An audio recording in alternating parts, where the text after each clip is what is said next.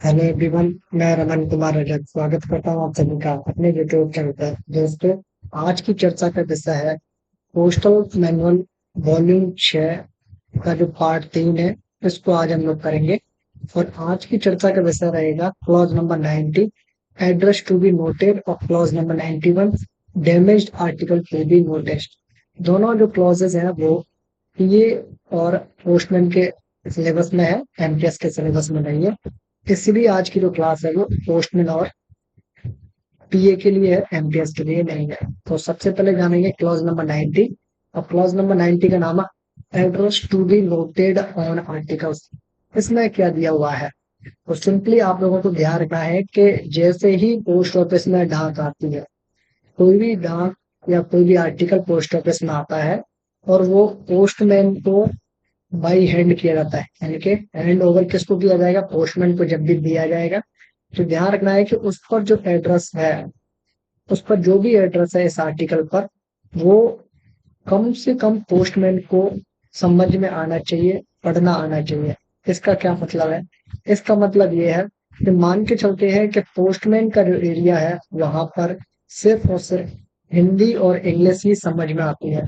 और किसी ने अपने रीजनल लैंग्वेज में कोई एड्रेस लिख दिया, जैसे तमिल तेलुगु में लिख दिया किसी ने, तो ये जो लैंग्वेज है वो वहां के पोस्टमैन को समझ में नहीं आती है।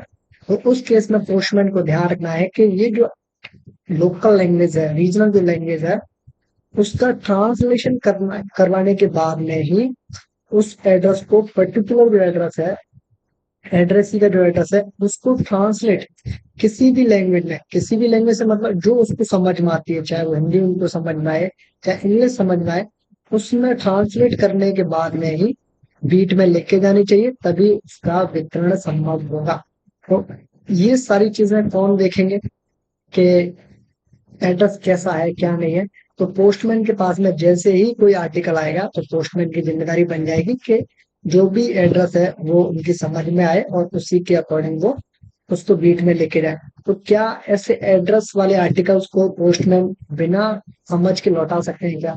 फ्रीज कर सकते हैं क्या? रिटर्न कर सकते हैं क्या? तो पोस्टमैन को हर संभव प्रयास ये करना चाहिए कि ऐसे आर्टिकल को जब तक नहीं लौटाना है, जब तक उस एड्रेस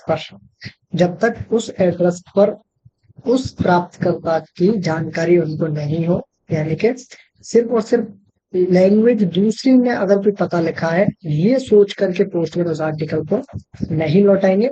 हाँ, उस एड्रेस पे जाके जो भी स्थिति है उसके अकॉर्डिंग वितरण हो पाता है नहीं हो पाता है, उस कंडीशन में आप लोग जैसे हाँ अनडिलीवर्ड होता है तो आप लोग वापस कर सकते हैं।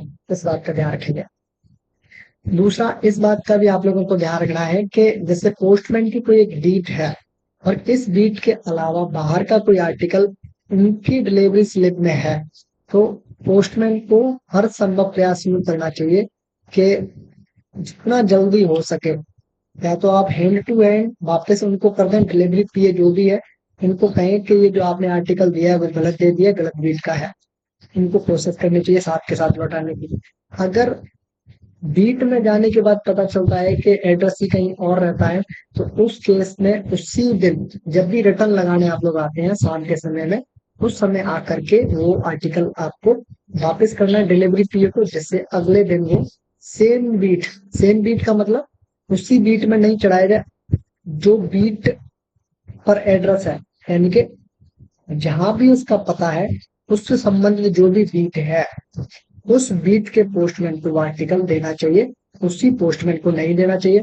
ऐसा नहीं करना चाहिए कि पोस्टमैन की एक बीट निश्चित है, उसके बाहर का कोई एड्रेस ही आ गया और डाक उनके डिलीवरी स्लिप में है, तो अगले दिन या उसी दिन पोस्टमैन उनकी बीट में जाकर डिलीवरी करेगा। ऐसा नहीं है, सिर्फ और सिर्फ अपनी बीट में डिलीवरी करनी है। अगर आर्टिकल आ जाता है, गलती से आता है, या एड्रेस ही अपना एड्रेस चेंज करता है, कोई भी केस हो, उस केस में आर्टिकल आपको दूसरे पोस्टमैन को देना होता है। इस बात का आप लोग ध्यान रखेंगे। और आर्टिकल आप लोग ऐसे नहीं करना है कि एक पोस्टमैन ने अपनी बीट में आर्टिकल को ले लिया, मान के चला आर्टिकल किसी और बीट का है, तो पोस्टमैन टू पोस्टमैन आपस में एक्सचेंज कर ले कि मान के चले बीट नंबर 1 में चढ़वाया, बीट नंबर 2 का है, तो बीट नंबर 1 के पोस्टमैन ने बाई हैंड बीट नंबर 2 के पोस्टमैन को दे दिया, या तो पोस्टमैन की रिसीविंग ले ली या फिर कोई फर्जी सिग्नेचर कर दी।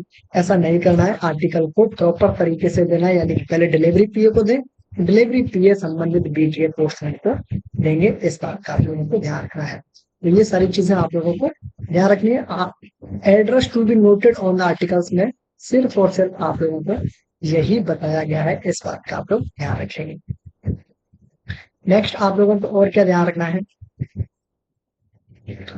नेक्स्ट में है क्लॉज नंबर 91 जिसका नाम है damage article to B noticed. इसमें सिंपली आप लोगों को क्या ध्यान रखना है कि जैसे ही पोस्टमैन की बीट में कोई आर्टिकल आया, कोई भी डिलीवरी स्लिप में कोई भी आर्टिकल है, सबसे पहले आप लोग डिलीवरी स्लिप में ये चेक करें कि आपके पास में जितने भी आर्टिकल्स हैं, 25 हैं, 50 हैं, 100 हैं, जितने भी आर्टिकल्स हैं, तो सबसे पहले आप लोग उनके ट्रैकिंग नंबर के अकॉर्डिंग उनको देखें कि क्या जो आर्टिकल आपके पास में है और जो आपकी बीट की जो लिस्ट है, डिलीवरी स्लिप है, उसमें जो नंबर्स हैं क्या वो सेम है, क्या दोनों ही सेम होने चाहिए।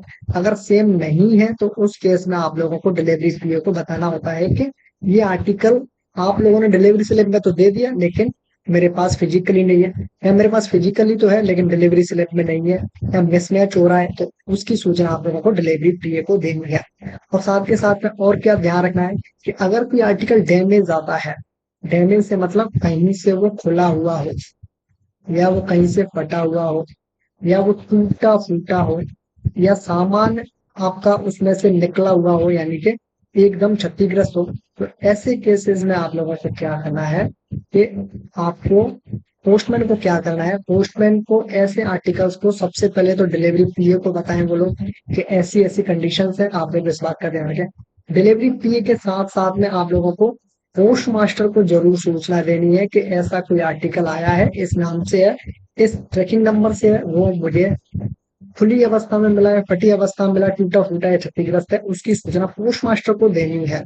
और पोस्ट मास्टर को क्या करना होता है, पोस्ट मास्टर को भी ध्यान रखें आप लोग कि पोस्ट मास्टर को दो काम करने हैं। एक तो वो ये काम कर सकते हैं कि अपने लेवल से अगर उसमें से कुछ नहीं निकला है, कुछ नहीं निकला है इसका कैसे पता चलेगा, कुछ नहीं निकला है इसका कैसे पता चलेगा, कुछ नहीं निकला है इसका यूं पता चलेगा कि उस पर यूं देखें कि जो डिलीवरी स्लिप जो आर्टिकल है उस पर बुकिंग के समय पर एक बुकिंग पर्ची चिपकाई जाती है और उसमें जितना भी वजन है, मान के चले 20 ग्राम है, तो अभी लेटर में कितना वजन है या अभी पार्सल में कितना वजन है, सेम वजन है, तो इसका मतलब उसमें से कुछ नहीं निकला।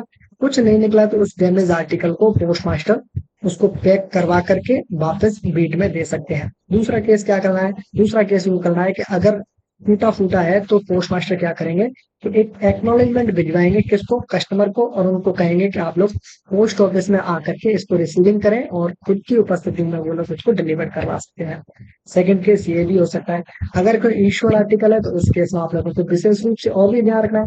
तो डीपी आर्टिकल है, सीओडी आर्टिकल है, तो उस केस में पोस्टमैन को ही ध्यान रखना होता है। ये जो सारी जिम्मेदारियां हैं वो किनकी है, वो पोस्टमैन की होती है। इस बात का आप लोग ध्यान रखेंगे।